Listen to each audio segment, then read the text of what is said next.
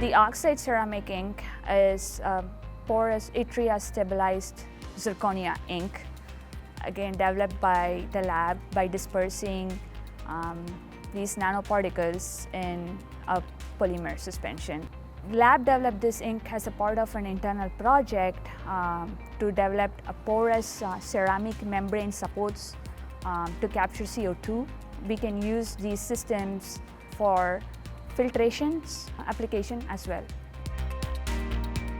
So the oxide ceramic are resistant to heat and chemical, so we can have print filtration system and then stack them in a smokestack to filter out the CO2 and then later be treated to be reused again.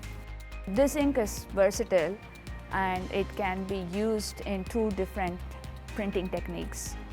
One is for direct ink writing, the other one is for projection microstereolithography.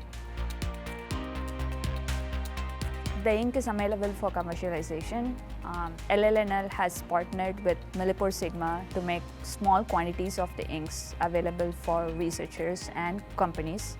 And if they benefit from these inks, they could contact LLNL for licensing the inks to manufacture large quantities.